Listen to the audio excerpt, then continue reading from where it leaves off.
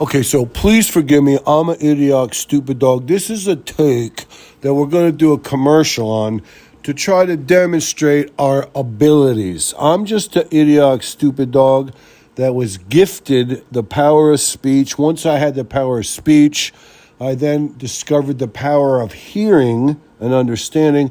Then I dabbled in, the power of reading. Then I dabbled in apparatus so I could skim around on the old cell phone and the iPad and figure stuff out and get, whatever you say. When you go to college, you get exposed to other theories and, whatever.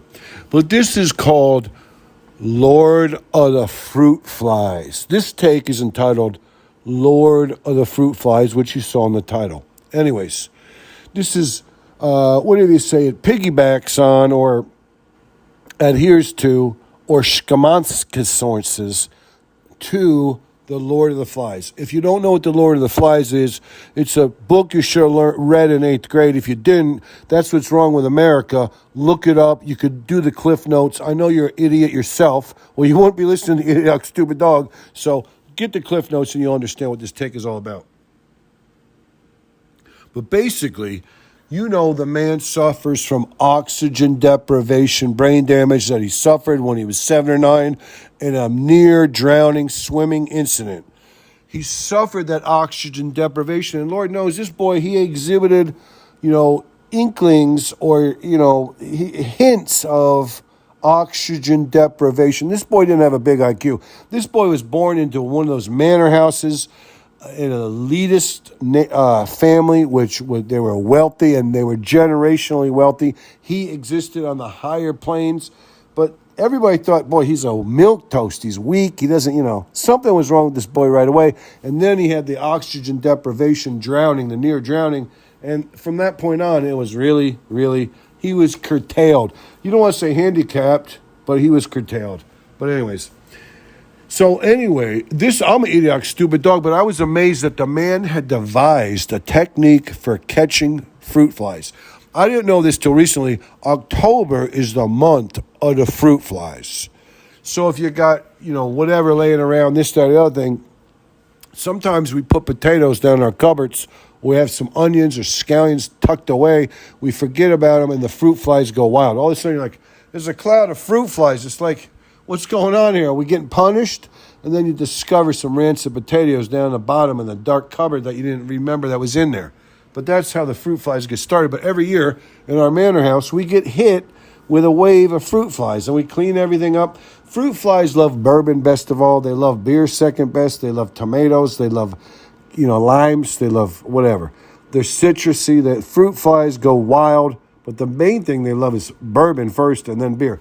The man is always picking out fruit flies and saving them from his bourbon and flipping them away.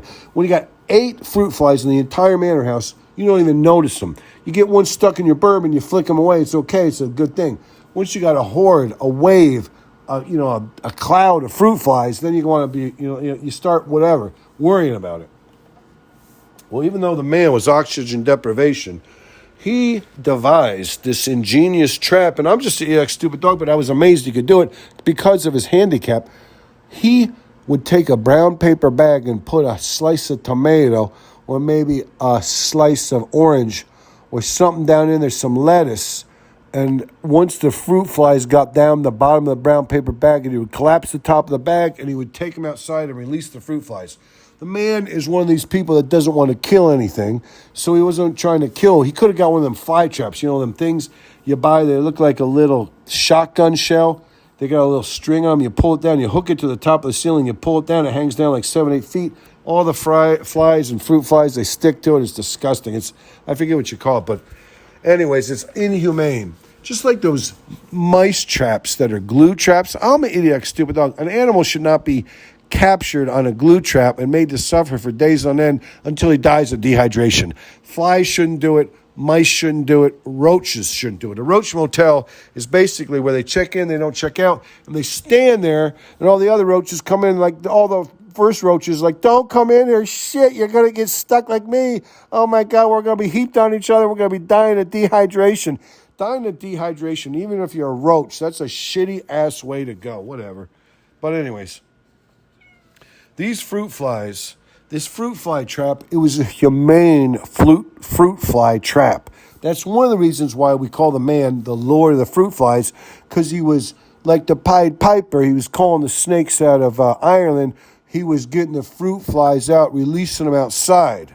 One of the most hilarious things was the man would catch these fruit flies. You'd go outside and this black cloud of fruit flies would fly up out of the brown paper bag. You're like holy shit.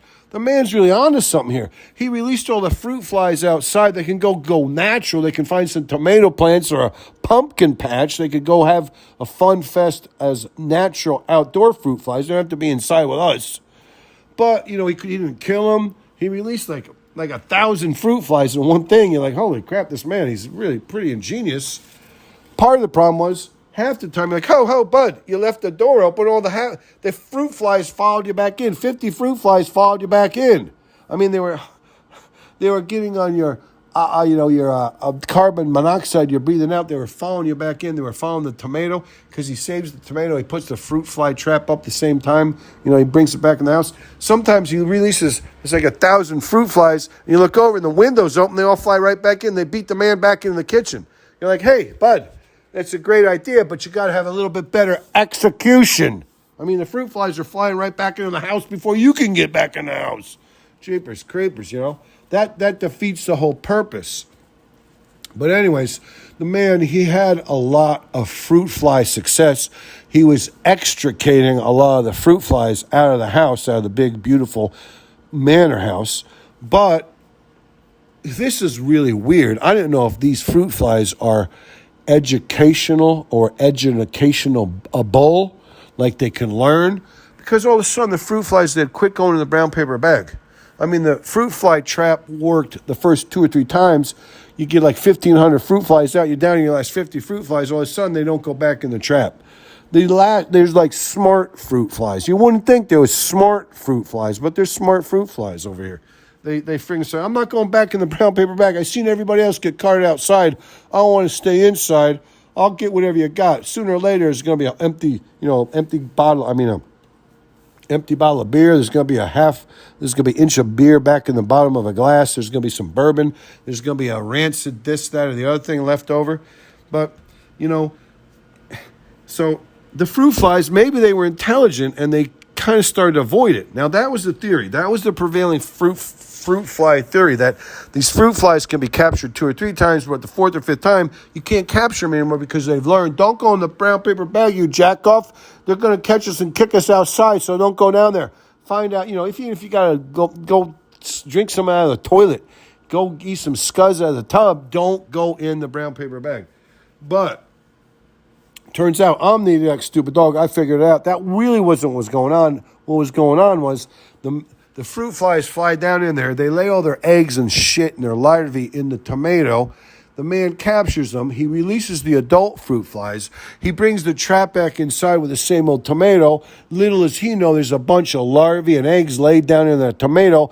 They rehatch. All of a sudden, you're back to 800 fruit flies. You're like, holy shit, where these fruit flies come from? You brought him right back in the house with you. You got to throw the tomato out each time. He didn't understand that. The man, he's, he really is like an idiot of savants. That's why I call him the Lord of the Fly, the Lord of the Fruit Flies.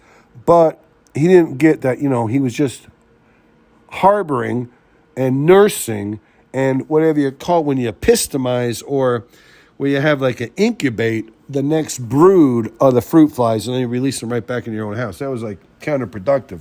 He didn't figure that out, but I figured it out. But anyways, it doesn't really matter.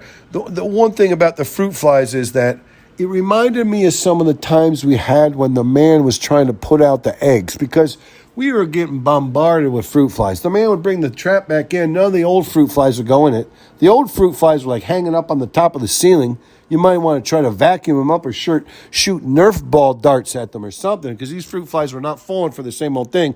All of a sudden, there's like 900 fruit flies. You're like, what's going on? It's biblically-esque. You're getting inundated. You're getting hoarded out. You're getting, strewn. You're getting collapsed. You're getting inundated with fruit flies. It reminded me back when the man was trying to hide the fact that he started smoking weed. He even dabbled with smoking hash. The man would, every time he smoked weed, he'd make an egg salad sandwich.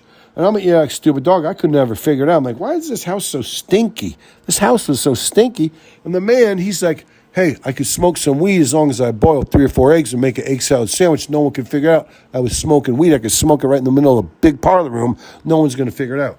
And he was right, but the problem is, just like with all humans, he said, hey, a little is good, more is better. So he started boiling eggs all the time. It was like an Easter factory. It was like where the Easter bunny comes and lives in the off season. We were continuously boiling eggs. The whole house stunk like boiled eggs. And then he would take the eggs and set them out in different rooms. I was like, what's going on here, buddy? This ain't like you put out a bowl of nuts or some chocolates. You can't put out eggs, boiled eggs. They get rancid after a little while. The whole house was stinking like rancid eggs, but I never knew the man was smoking hashish. You know, it was a crazy thing, but it was the same thing. It was like a biblical scourge of fruit flies or a biblical scourge of sulfury, stinky egg smell. Both of those things were hard to go with. So, you know, it was like the 10 plagues of Egypt. But the thing was, I was really saying to myself, the man was onto something. That's the problem with oxygen deprivation.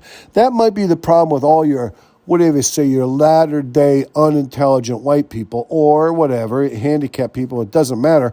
They get onto something, but all of a sudden they screw it up. They discover something that would work great, but then they screw it up. The man, he had a fruit fly trap that was almost getting rid of all the fruit flies. Little did he know that he was then bringing the fruit fly trap in to reuse it, repurpose the fruit fly trap as a fruit fly trap. But all of a sudden, it was an incubator for the next brood of fruit flies. And, you know, we battled back and forth.